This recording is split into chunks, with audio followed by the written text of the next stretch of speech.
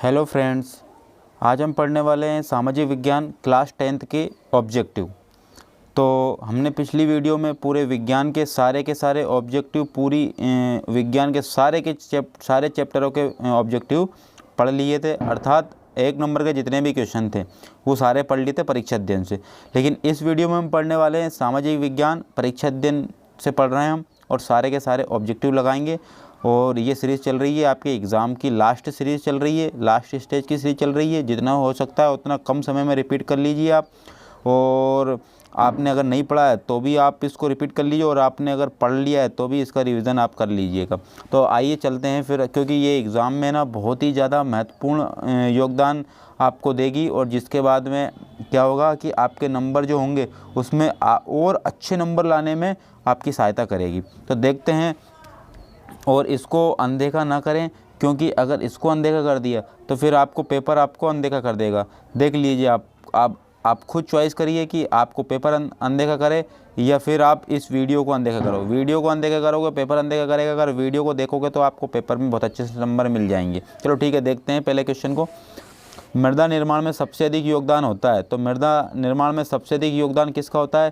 देखो, पर्वत का, जल का, वायु का। होता तो इन सब का भी है, लेकिन सबसे ज़्यादा योगदान होता है सेलों का। किसका होता है? सेल का। क्योंकि सेल टूट टूट के छोटे छोटे कणों में, फिर छोटे छोटे कण से क्या बन जाती है? मिट्टी बन जाती है। अब जैसे कि अगला क्वेश्चन देख लेते हैं। आंध्र प्रदेश और उड़ीसा के डेल्टा क्षेत्रों तथा गंगा के मैदान में सामान्यतः कौन सी मिट्टी पाई जाती है? तो भैया, नदियों के द्वारा जितनी भी मिट्टियाँ बनती है वो मिट्टी बनती है जलोढ़ मिट्टी। ठीक है ना? नदियों द्वारा बनेगी तो कौन सी मिट्टी बनेगी? जलोढ़ मिट्टी। इनमें से कौन सा राज्य काली मिट्टी के रूप में प्रसिद्ध है? तो भैया, महाराष्ट्र प्रसिद्ध है काली मिट्टी के रूप में। और काली मिट्टी बनती है ज्वालामुखी उद्गार से बनती है काली मिट्टी। तो काली मिट्टी किससे बनेगी? ज्वालामुखी के लावे के ठंडे होने के बाद में बनेगी। और महाराष्ट्र में एक लोनार झील है, तो ऐसा माना जाता है कि ये जो लोनार झील है वो ज्वालामुखी निर्मित झील है। तो देखते हैं यहाँ पर, क्योंकि काली मिट्टी बनेगी ज्वालामुखी के उद्गार से और जलोढ़ मिट्टी बनेगी नदियों के बहाव से। तो निम्नलिखित में से किस प्रांत में सीढ़ीदार अर्थात सोपानी खेती की जाती है? तो सीढ़ीदार खेती वहीं की जाती है जहाँ पर्वतीय क्षेत्र होता है। पर्वतीय क्षेत्र कहाँ है? उत्तराखंड में है। तो यहाँ पर देखो, पंजाब, हरियाणा, उत्तर प्रदेश को छोड़ करके उत्तराखंड में क्या है? पर्वतीय क्षेत्र। पर्वतीय क्षेत्रों में मृदा के कटाव को कम करने के लिए खेती की जाती है सीढ़ीदार, और जिसको हम सोपानी भी कहते हैं।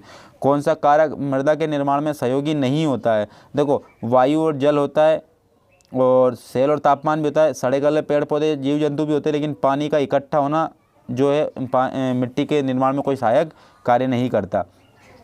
अगला देख लेते हैं। मृदा संरक्षण के लिए समोच्च रेखा बंद बनाने की विधि प्राय किस क्षेत्र में उपयोग में लाई जाती है? तो डेल्टा क्षेत्र में उपयोगी लाई जाती है। ठीक है ना? डेल्टा क्षेत्र।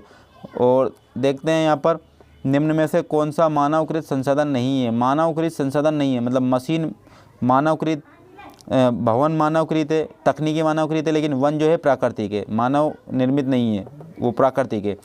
पश्चिमी घाट में किस प्रकार की मृदा पाई जाती है? तो पश्चिमी घाट में पाई जाती है, अर्थात ये भारत है। ठीक है ना? ये भारत है, तो इसको कहेंगे हम पश्चिमी घाट, इसको कहेंगे हम पश्चिमी घाट, और इसको कहेंगे हम पूर्वी घाट। तो इस पश्चिमी घाट में पाई जाती है काली मिट्टी। कौन सी मिट्टी? काली मिट्टी। और इस पूर्वी घाट में पाई जाती है जलोढ़ मिट्टी। तो इस पूर्वी घाट में जलोढ़ मिट्टी और इसमें काली मिट्टी, क्योंकि पूरी की पूरी जो नदियाँ हैं ना वो बह किधर रही है? पश्चिमी घाट से पूरब की घाट की ओर बह रही है। तो नदियों के द्वारा जो मिट्टी बनती है वो कौन सी मिट्टी बनती है? जलोढ़ मिट्टी बनती है। तो जलोढ़ मिट्टी पूर्वी घाट पर है और पश्चिमी घाट पर काली मिट्टी है। देख लेते हैं इस क्वेश्चन को आगे। तो इसका क्या हो जाएगा? काली मिट्टी हो जाएगी। अब पंजाब में भूमि निम्नीकरण का मुख्य कारण क्या है? तो भूमि निम्नीकरण का है वो अधिक से अधिक सिंचाई करोगे तो भूमि निम्नीकरण हो जाएगा। अब देख लेते हैं अगले क्वेश्चनों को। अब देखिए इस क्वेश्चन को, काली मिट्टी कहलाती है। तो काली मिट्टी को हम क्या कहते हैं? रेगूर मिट्टी भी कहते हैं। क्या कहते हैं? रेगूर मिट्टी भी कहते हैं काली मिट्टी को। तो जलोढ़ मिट्टी के 2 नाम हैं, एक तो खादर मिट्टी और एक बांगर मिट्टी। ठीक है ना? और दलदली मिट्टी किसको कहते हैं? जहाँ पर पानी इकट्ठा होता है, दलदली क्षेत्र में पाई जाती है। अब देखो, निम्न में से कौन सा कारक भूमि उपयोग का भौतिक कारक नहीं है? तो भूमि उपयोग का भौतिक कारण क्या नहीं है? तो आप इसको देखोगे, जनसंख्या नहीं है। देखो, अपवा भी है भौतिक कारण, भूमि की ढाल भी है, मृदा आवरण की उपस्थिति भी है, लेकिन जनसंख्या जो है ना, भूमि उपयोग का कोई भौतिक कारण नहीं है। ठीक है ना? अब रिक्त स्थानों की पूर्ति को देख लेते हैं हम। देखिएगा, संपूर्ण उत्तरी मैदान में रिक्त स्थान मृदा पाई जाती है। तो भैया संपूर्ण उत्तरी मैदान में जलोढ़ मिट्टी पाई जाती है, क्योंकि उत्तरी मैदान में अधिकतर नदियाँ सारी है। देखो गंगा और यमुना का जो क्षेत्र है ना, वो पूरी की पूरी जलोढ़ मिट्टी का क्षेत्र है, ठीक है ना। तो संपूर्ण उत्तरी मैदान में कौन सी मिट्टी पाई जाती है? जलोढ़ मिट्टी। अब वे संसाधन जिनका सर्वेक्षण किया जा चुका है और उनके उपयोग की गुणवत्ता और मात्रा निर्धारित की जा चुकी है, वो क्या कहलाते हैं? वो विकसित संसाधन कहलाते हैं। क्या कहलाते हैं? विकसित संसाधन कहलाते हैं। अब और देख लेते हैं अगला क्वेश्चन। मानव स्वयं संसाधनों का रिक्त स्थान हिस्सा है। तो मानव स्वयं संसाधनों का महत्वपूर्ण हिस्सा माना जाता है। कौन सा हिस्सा माना जाता है? महत्वपूर्ण।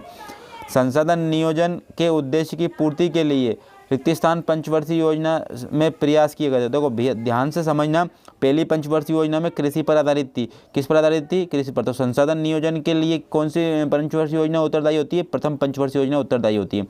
तो देश के क्षेत्रफल का लगभग कितने प्रतिशत हिस्सा पठारी क्षेत्र? तो भैया भारत में जितना भी है ना, उसमें पठारी क्षेत्र कितना परसेंट है? 27%। तो 27% पर क्या है? पर्वत है। क्या है? पर्वत है। अब सत्य को देख लेते हैं। लेटेराइट मृदा अधिकतर गहरी तथा अम्लीय होती है क्या? तो बिल्कुल अम्लीय होती है। लेटेराइट मिट्टी क्या होती है? अम्लीय होती है। मरुस्थलीय मृदाओं का रंग पीला होता है क्या? तो मरुस्थलीय मृदाओं का रंग पीला नहीं होता है, हल्का भूरा होता है। मृदा सबसे महत्वपूर्ण अविनीकरण योग्य संसाधन है। तो यहाँ पर हम देख लेंगे, तो मृदा सबसे महत्वपूर्ण अनवीनीकरण संसाधन है। तो यहाँ पर क्या हो जाएगा? ये गलत हो जाएगा। क्या हो जाएगा? गलत हो जाएगा। मृदा एक क्या है? नवीनीकरण संसाधन है। क्या है? नवीनीकरण संसाधन है। भूमि का असीमित संसाधन, भूमि एक असीमित संसाधन है। भूमि एक असीमित संसाधन क्यों हो जाएगा? वो तो सीमित है, भूमि जितनी है उतनी है, फिक्स है, ठीक है ना। तो वो तो फिक्स है, तो ये क्या हो जाएगा? गलत हो जाएगा। अब सही जोड़ी को बना लेते हैं हम। क्या बना लेते हैं? सही जोड़ी। तो रियो डी जेनेरो पृथ्वी सम्मेलन 1992 में। तो पृथ्वी सम्मेलन कब हुआ था? 1992 में। कहाँ हुआ था? Rio de Janeiro. और ये रियो डी जेनेरो शहर है कौन से देश का? ब्राज़ील का शहर है। कौन से देश का है?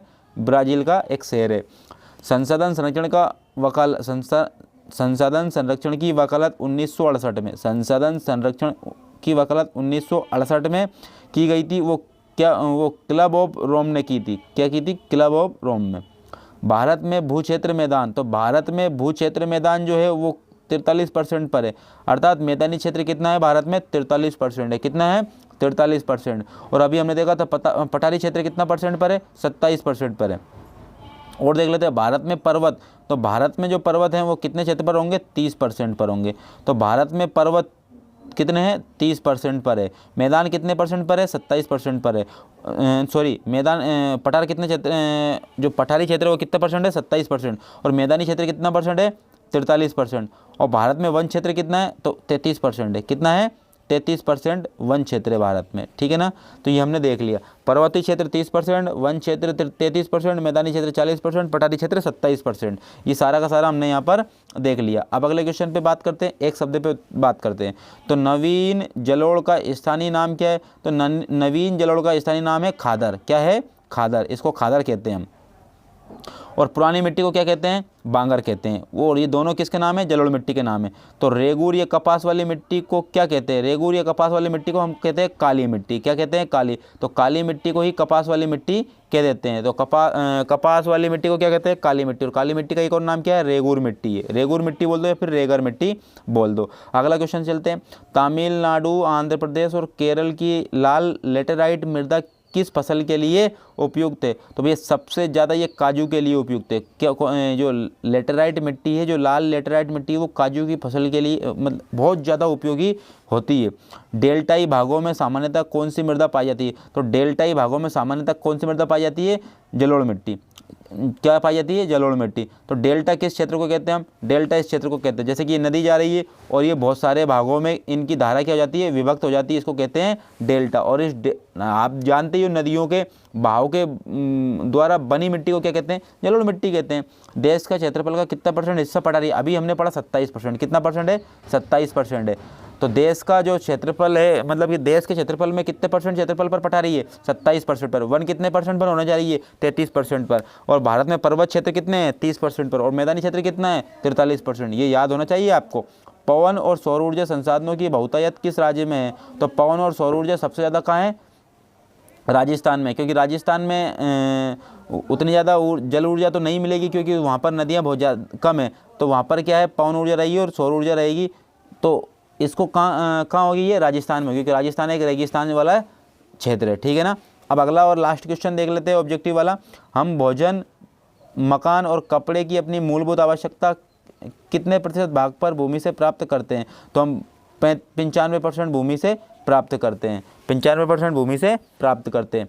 तो यहाँ पर हमने पहले पार्ट के जितने भी ऑब्जेक्टिव होने थे उतने सारे इंपॉर्टेंट ऑब्जेक्टिव देख लिए। इंपॉर्टेंट क्या हो, तो सारे ऑब्जेक्टिव देख लिए। अब इससे बाहर जाएगा तो जाएगा क्या, तो आपके बहुत ज़्यादा नंबर अगर आना है तो वो डिसाइड करेगा कि आपने कितने वीडियो देखी है और कितने ज़्यादा ऑब्जेक्टिव आपने लगाए। अगर ऑब्जेक्टिव को पूरे में से पूरे सही करवाना है तो आपको क्या करना पड़ेगा, वीडियो को देखना पड़ेगा, क्योंकि ये वीडियो आपके लिए बहुत ही ज़्यादा बेनिफिट रहेगी। और अगर वीडियो पसंद आती है तो लाइक एंड शेयर करें।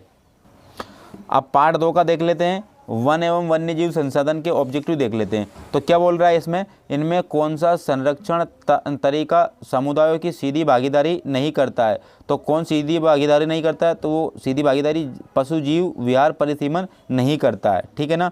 तो आगे देख लेते हैं, जैव विविधता के संदर्भ में भारत में विश्व की कितने प्रतिशत जैव विविधता उपजातियाँ पाई जाती है? तो आपका जवाब क्या होगा, वो आपका जवाब होगा 8%। कितने प्रतिशत बोलोगे, 8% उपजातियाँ पाई जाती है। अब बात ये हो रही है, भारत में वन्य जीव सुरक्षा अधिनियम कब पारित हुआ था? तो 1972 में हुआ था। तो कैसे याद रखोगे, वन्य जीव सुरक्षा, वन्य जीव सुरक्षा। तो आप देखो, अगर इस वन में से अगर आधा अक्षर काट दोगे तो भी आखिरी में कितने अक्षर, 2 अक्षर। तो आखिरी में भी कितने हैं, 2, और जीव में भी कितने अक्षर है, 2 अक्षर है। तो आखिरी में कितना है, 2। इससे ट्रिक से याद रख सकते हो कि 1972 में वन्य जीव सुरक्षा अधिनियम आया था। और प्रोजेक्ट टाइगर कब आया, तो वन्य जीव सुरक्षा हो गई, तो उसके बाद हम टाइगर की क्या करेंगे, मतलब एक प्रोजेक्ट लाएंगे जिसमें टाइगरों को क्या कराया जाएगा, सुरक्षित कराया जाएगा। तो उसके 1 साल बाद टाइगर प्रोजेक्ट आ गया, अर्थात 1973 में 1 साल के बाद टाइगर प्रोजेक्ट आ गया। तो वन्य जीव सुरक्षा अधिनियम आया था 1972 में और टाइगर प्रोजेक्ट आया था 1973 में। अब रिक्तिस्थान की बात कर लेते हैं। वन रिक्तिस्थान उत्पादक है, अर्थात वन प्राथमिक उत्पादक है। प्राथमिक उत्पादक किसको कहते हैं, प्राथमिक उत्पादक उसको कहते हैं जो कि सूरज की उपस्थिति में अपना भोजन स्वयं बनाते हैं, उसको कहते हैं प्राथमिक उत्पादक। क्या कहते हैं, प्राथमिक उत्पादक। और जिन पर दूसरे सभी जीव आश्रित होते हैं, तो इन पेड़ पौधों पर सभी जीव आश्रित होते हैं।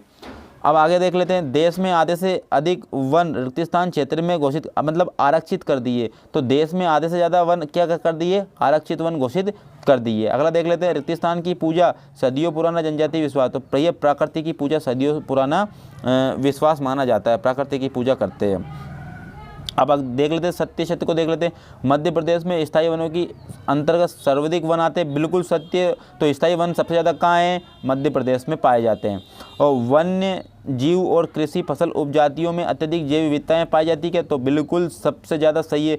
आप मुझे बताओ, यहाँ पर वन्य जीव और कृषि फसल उपजातियों में अत्यधिक जैव विविधता पाई जाती है। जैव विविधता कैसे क्या होती है, एक ही जगह पर अनेक प्रकार के जीव पाए जाते हो, उसको कहते हैं जैव विविधता। अब यहाँ पर सही जोड़ी को देख लेते हैं। तो यहाँ पर देखेंगे कार्बेट, यानी कि जिम कार्बेट राष्ट्रीय उद्यान। अब यहाँ पर कार्बेट है, उसके पहले क्या है, जिम। तो इसका पूरा नाम है जिम कार्बेट राष्ट्रीय उद्यान। का मिलेगा आपको, उत्तराखंड में मिलेगा। तो जिम कार्बेट राष्ट्रीय उद्यान का मिलेगा, उत्तराखंड में मिलेगा। बांधावगढ़ राष्ट्रीय उद्यान, बांधावगढ़ राष्ट्रीय उद्यान का मिलेगा आपको, बांधावगढ़ मध्य प्रदेश में मिलेगा। और पेरियार राष्ट्रीय उद्यान का मिलेगा केरल में। तो बांधावगढ़ जो राष्ट्रीय उद्यान है, यहाँ पर सफ़ेद शेर पाए जाते हैं। जिम कार्बेट राष्ट्रीय उद्यान है, और यहाँ पर पेरियार में क्या पाए जाते हैं, हाथी पाए जाते हैं। क्या पाए जाते हैं, सबसे ज़्यादा हाथी। और केरल में, और केरल में कौन सी घाटी है, शांत घाटी है। कौन सी घाटी है, शांत घाटी। और केरल है दक्षिण भारत का एक राज्य है। अब एक शब्द में उत्तर देख लेते हैं, जैसे कि मानस बाघ रिजर्व कहाँ स्थित है। तो मानस बाघ रिजर्व कहाँ है, तो मानस जो राष्ट्रीय उद्यान है ना, वो है असम में। कहाँ है, असम में। तो मानस बाघ रिजर्व कहाँ है, असम में। और असम में क्या फेमस है, चाय फेमस है। असम की क्या फेमस है, चाय फेमस है। और असम में क्या पाए जाते हैं, तेल के भंडार पाए जाते हैं। सुंदरवन राष्ट्रीय उद्यान क्या है, तो सुंदरवन राष्ट्रीय उद्यान पश्चिम बंगाल में। कहाँ है, पश्चिम बंगाल में। तो सुंदरवन राष्ट्रीय उद्यान कहाँ है, पश्चिम बंगाल में। तो पश्चिम बंगाल में एक और है, एक और कौन सा राष्ट्रीय उद्यान मिलेगा आपको, मिलेगा आपको सुंदरवन। सुंदरवन तो है ही है यहाँ पर, ठीक है ना। और सुंदरवन क्यों कहा गया, तो यहाँ पर सुंदर वन आपको मिलेंगे। स्थायी वनों का सर्वाधिक क्षेत्रफल किस राज्य में, तो अभी हम देख क्या है, मध्य प्रदेश में मिलेगा। कौन से प्रदेश में मिलेगा, मध्य प्रदेश में मिलेगा। वृक्षारोपण को प्रोत्साहन देने का कार्यक्रम प्रमुख रूप से कौन सा है, तो भैया सामाजिक वानिकी है। कौन सा है, सामाजिक वानिकी। तो सरिस्का राष्ट्रीय उद्यान पशु विहार कहाँ है, तो सरिस्का है राजस्थान में। कहाँ पड़ेगा, राजस्थान में सरिस्का राष्ट्रीय उद्यान पड़ेगा। राजस्थान में अभी हमने देखा था, कौन सा देखा था, रणथंभौर। एक और हमने रणथंभौर नहीं देखा था, लेकिन रणथंभौर भी कहाँ है, राजस्थान में। कहाँ है, राजस्थान में। डेजर्ट भी कहाँ है, राजस्थान में। अगर आता है तो ध्यान रखना। अब अगली पार्ट की ओर बात कर लेते हैं, जल संसाधन। जल संसाधन के देख लेते हैं यहाँ से। तो यहाँ से ऑब्जेक्टिव बहुत ही इंपॉर्टेंट रहेंगे, क्योंकि यहाँ से क्वेश्चन बहुत कम आने के चांसेस रहेंगे। तो पृथ्वी का कितना भाग जल से घिरा है, तो पूरी पृथ्वी का कितना भाग जल से घिरा है, तो हम बोलेंगे 3/4। कितने चौथाई, 3/4, अर्थात 71% जो है ना वो जल से घिरा है। कितना परसेंट भाग गिरा है, 3/4 भाग, और 71% भाग जल से गिरा है। और विश्व में सिर्फ और सिर्फ ओनली ऑन भूमि कितने हैं, यहाँ पर 29% भूमि है। कितनी परसेंट भूमि है, 29%। तो भारत की प्रथम बहुउद्देशीय परियोजना, तो भारत की प्रथम बहुउद्देशीय परियोजना कौन सी थी, दामोदर घाटी परियोजना थी। कौन सी घाटी परियोजना थी, दामोदर घाटी परियोजना थी, और ये दामोदर नदी पर ही विकसित थी।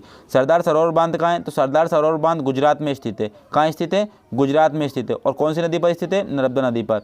तो नर्मदा नदी का उद्गम कहाँ से हुआ, मध्य प्रदेश के अमरकंटक से हुआ। लेकिन सरदार सरोवर बांध कहाँ मिलेगा आपको, गुजरात में मिलेगा। और गुजरात में कौन सी नदी पर मिलेगा, नर्मदा नदी पर मिलेगा। ठीक है ना, सरदार सरोवर बांध और गुजरात में ही हमारे सरदार पटेल साहब जो है ना उनके ही नाम पर रखा गया। सरदार पटेल साहब कहाँ के थे, गुजरात के थे। 2 राज्यों के नाम बताइए जहाँ शुद्ध बोए गए क्षेत्र का 60% सिंचाई के अंतर्गत आता है, तो हम बोलेंगे हरियाणा और पंजाब। हरियाणा और पंजाब में ये शुद्ध बोए गए क्षेत्र कितना परसेंट है, 60% है। तो इस बात को ध्यान में रखना। भविष्यवाणी के अनुसार 2025 में कितने % लोग जल की निशांत कमी झेलेंगे, तो कितने % लोग झेलेंगे, तो 20 करोड़ लोग झेलेंगे। तो परसेंट नहीं है, सॉरी, यहाँ पर कितने लोग हैं, तो 20 करोड़ लोग है ना 2025 तक जल की कमी को झेलेंगे। क्योंकि व्यक्ति जल की जो है ना प्रयोग अंधाधुंध ले रहे हैं, तो उसका कोई संरक्षण नहीं किया जा रहा है। तो इसकी कमी 20 करोड़ लोग झेलेंगे 2025 तक। तो निम्नलिखित में से कौन सा वक्तव्य बहुउद्देशीय नदी परियोजना के पक्ष में दिया गया तर्क नहीं है, दिया गया तर्क नहीं है, क्या नहीं है, दिया गया तर्क नहीं है। तो वो कौन सा है, वो होगा बहुउद्देशीय परियोजनाओं से बृहत स्तर पर विस्थापन होता है और आजीविका खत्म हो जाती है। तो ये क्या, ये कारक नहीं है, ये तर्क नहीं है। ठीक है ना, ये गलत है। आप देखो कृष्णा और गोदावरी किन राज्यों में प्रवाहित होती है, तो कृष्णा और गोदावरी किन राज्यों में प्रवाहित होती है, तो वो होती है भैया महाराष्ट्र में, कर्नाटक में और आंध्र प्रदेश, तीनों राज्यों में होती है। महाराष्ट्र, कर्नाटक और आंध्र प्रदेश। कौन सी नदी, कृष्णा नदी। तो आगे और देखते हैं अगले क्वेश्चन को। वर्तमान समय में कुल विद्युत का लगभग कितने % जल विद्युत से प्राप्त होता है, मतलब विद्युत जो तो पूरी है हमारी, लेकिन जल से कितनी % विद्युत हमें प्राप्त होती है, तो वो होगी भैया 22%। तो हमें जल विद्युत जो विद्युत प्राप्त हो रही है उसमें से 22% हिस्सा किसका है, जल विद्युत का है। किसका हिस्सा है, जल विद्युत का है। अगला क्वेश्चन देख लेते हैं, किस राज्य में बांस ड्रिप सिंचाई होती है, तो किस राज्य में बांस ड्रिप सिंचाई होती है, मेघालय में होती है बांस ड्रिप सिंचाई। अब देख लेते हैं अगला क्वेश्चन, पर्वतीय क्षेत्रों में वर्षा जल संग्रहण कहलाता है। तो पर्वतीय क्षेत्रों में जब वर्षा का जल संग्रहण करते हैं तो उसको क्या कहते हैं, उसको कहते हैं गुल। क्या कहते हैं, गुल। अब रिक्त स्थान देख लेते हैं। जल एक रिक्त स्थान योग्य संसाधन है, तो जल एक कौन सा संसाधन है, नवीनीकरण। कौन सा संसाधन है, नवीनीकरण। जल एक नवीनीकरण संसाधन है। नवीनीकरण और अनवीनीकरण क्या होता है, जैसे कि अगर मैं मान के चलता हूँ कोयला है, कोयला अनवीनीकरण संसाधन है। सौर ऊर्जा है, नवीनीकरण है। हवा है, नवीनीकरण है ना, जिसको हम डबल से प्रयोग में ला सकते हैं, वो नवीनीकरण संसाधन कहलाता है। जैसे कि अपने समय की सबसे बड़ी कृत्रिम झीलों में से एक रिक्त स्थान 11वीं सदी में बनाई गई थी, तो ये भोपाल झील है, मध्य प्रदेश की राजधानी भोपाल झील। ठीक है ना, जिसको हम बड़ा तालाब भी कहते हैं। पश्चिम बंगाल में बाढ़ के मैदान में लोग अपने खेतों की सिंचाई के लिए रिक्त स्थान बनाते थे, तो ये बाढ़ जल वाहिकाएँ बनाते थे, बाढ़ जल वाहिकाएँ। आगे देखें, 3/4 भाग किससे ढका है, अभी मैं बता के आया हूँ कि 3/4 भाग जल से ढका हुआ है। किससे ढका है, जल से ढका है। महानदी बेसिन रिक्त स्थान परियोजना जल संरक्षण और बाढ़ नियंत्रण का समन्वय करती है, अर्थात हीराकुंड बांध। अर्थात हीराकुंड बांध कौन सी नदी पर बना है, महानदी पर बना है। महानदी पर कौन सा बांध बना हुआ है, हीराकुंड बांध बना है। हीराकुंड बांध जो है कहाँ बना हुआ, उड़ीसा में बना हुआ। कहाँ हुआ बना हुआ, उड़ीसा में बना हुआ। रिक्तिस्थान एक ऐसा राज्य है जहाँ पूरे राज्य में हर घर में छत पर वर्षा संग्रहण ढांचे का बनाना आवश्यक कर दिया है, मतलब कि वर्षा के जल को उनके छतों पर स्टोर किया जाए। तो ऐसा क्या है, वो है तमिलनाडु। ऐसा कौन सा राज्य है, तमिलनाडु। तो तमिलनाडु ने अपने अपने छतों पर वर्षा के जल को संग्रहण के लिए क्या बना दिया, आवश्यक कर दिया सारे सभी को। अब यहाँ पर क्या देख लेते हैं, सत्य सत्य को भी देख लेते हैं। भारत में अधिकतर नदियों के बेसिन में बांध बनाए गए हैं क्या, तो बिल्कुल सही है, बांध अधिकतर बनाए गए हैं। भारत में अधिकतर बांध बनाए गए नदियों के बेसिनों पर। बहुउद्देशीय योजनाओं के कारण भूकंप की संभावना बढ़ जाती है क्या, तो बिल्कुल सही है, भूकंप की संभावनाएं बढ़ जाती है, क्योंकि बहुउद्देशीय परियोजनाओं में क्या होता है, बहुत सारे उद्देश्यों के लिए किया जाता है, बांध बनाए जाते हैं, और बांध का जो गुरुत्व भी होता है एक जगह पर क्या होता हो जाता है, पानी के इकट्ठे होने के कारण क्या होता है, गुरुत्वाकर्षण बल पर क्या होता है, या पृथ्वी की स्पीड में क्या होता है, कमी आ जाती है। क्या आ जाती है, कमी। जैसे कि अगर हम बात कर ले, चीन में डीओजी गार्जेस एक बांध बना हुआ है ना, वो भी बोलगा नदी पर है। कौन सी नदी पर, बोलगा नदी पर। तो वो जो है वो बांध इतना विश्व का सबसे बड़ा बांध है, विश्व का सबसे बड़ा बांध है, ठीक है। और उससे क्या है कि पृथ्वी की जो स्पीड है ना, उसमें कुछ हद तक कमी आ गई है। तो ऐसे क्या है कि पृथ्वी का क्या बैलेंस बिगड़ जाता है अधिक से अधिक बहुउद्देशीय परियोजनाओं के कारण।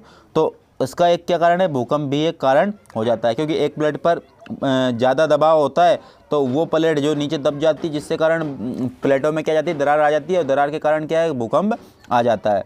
उद्योगों की बढ़ती हुई संख्या के कारण लवण जल संसाधनों पर दबाव बढ़ जाता है क्या, तो आप बोलोगे कि जहाँ नहीं बढ़ता है, ठीक है ना। उद्योगों से लवणता का कैसा दबाव बढ़ेगा। तो अगला क्वेश्चन देख लेते हैं, चौथा। सारा जल जलीय चक्र में गतिशील रहता है, जिससे जल नवीनीकरण सुनिश्चित हो जाता है। तो ये जो इसका जो आंसर होगा बिल्कुल सत्य। जल एक क्या है, गतिशील रहता है। भैया गर्मी में क्या होता है, वाष्पीकरण हो जाता है, फिर वाष्पीकरण के बाद में फिर बारिश के रूप में फिर पृथ्वी पर आ जाता है, फिर गर्मी में वाष्पीकरण होता है। तो ये क्या है कि गतिशील चक्र चलता रहता है। अनाज का उत्पादन बढ़ाने के लिए जल संसाधनों का कम शोषण करके ही सिंचित क्षेत्र बढ़ाया जा सकता है, तो ये है गलत, ठीक है ना, ये क्या गलत हो जाता है। अब सही जोड़ी को देख लेते हैं हम, किसको देख लेते हैं, सही जोड़ी को। हौजे खास, तो हौजे खास कहाँ स्थित है, दिल्ली में स्थित है। कहाँ है, दिल्ली में स्थित। महानदी बेसिन, तो महानदी जो बेसिन है तो वो क्या है, तो महानदी बेसिन का क्या होगा, वो होगा हीराकुंड बांध। क्या होगा, हीराकुंड बांध परियोजना, क्योंकि हीराकुंड बांध जो है कौन सी नदी पर बना है, महानदी पर बना है। सरदार सरोवर बांध नर्मदा नदी पर स्थित है। सतलज व्यास, तो वो सतलज और जो व्यास नदी है ना, उस पर हीराकुंड बांध बनाया गया। कौन सा बांध बनाया गया, हीराकुंड बांध बनाया गया। अब आता है प्रयागराज, तो प्रयागराज जो है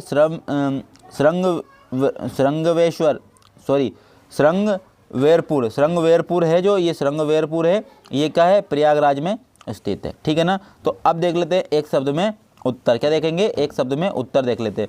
कोटा बैराज नदी पर बना, मतलब कोटा बैराज जो बांध है ना, वो कौन सी नदी पर बना है, तो हम बोलेंगे तो वो जो चंबल नदी पर बना है। तो चंबल नदी पर 3 बांध बने हुए हैं, चंबल नदी पर 3 बांध बने हुए हैं। तो ये तो एक तो कोटा बैराज तो हो ही गया, इसके अलावा कितने बांध बंधे हुए, 3 बांध और बने। जैसे कि हम जो उन बांधों का नाम देख लेते हैं। तो पहला बांध है गांधी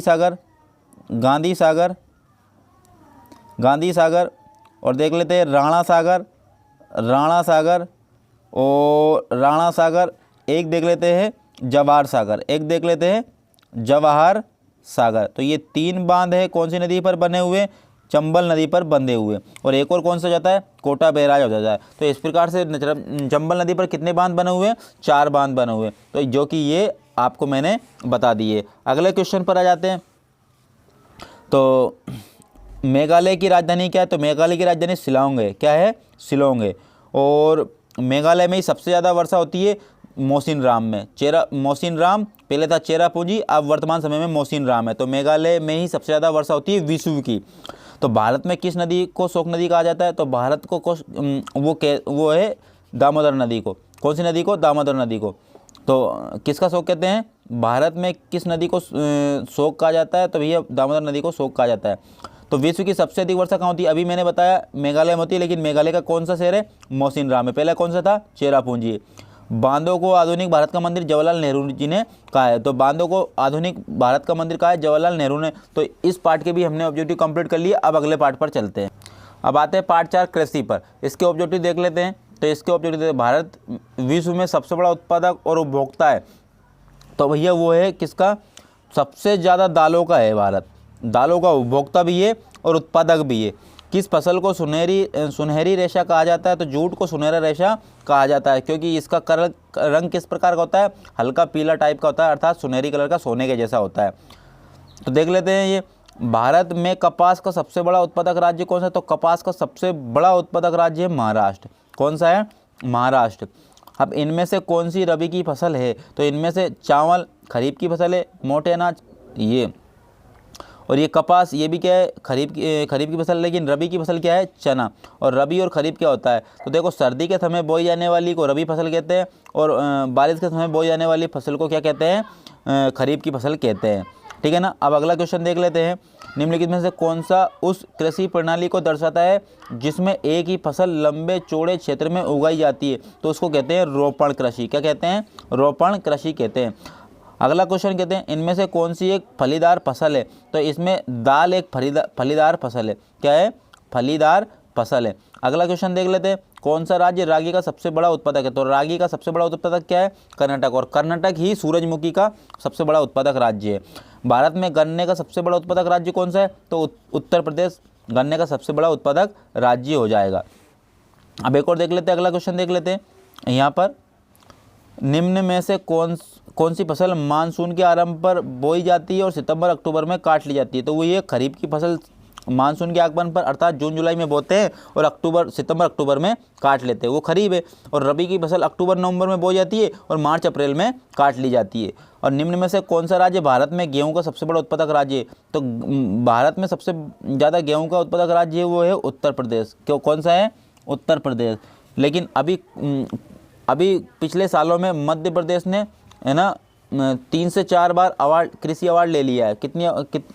एग्जैक्ट वैल्यू मुझे पता नहीं है, 3, 4 या 5 वेरी कर रहा है, क्योंकि एग्जैक्ट मुझे वैल्यू पता नहीं है, 3, 4 या 5 इनमें से इतनी बार हमारे भारत में मध्य प्रदेश ने गेहूं उत्पादन में अवार्ड ले लिया है। अब इस क्वेश्चन पर चलते हैं हम, इसकी बात कर लेते हैं। तो निम्न में कौन सी फसल भारत में अग्रणी उत्पादक है और विश्व का प्रमुख निर्यातक भी है, तो देख लेते हैं इसका क्या है, तो इसका है चाय।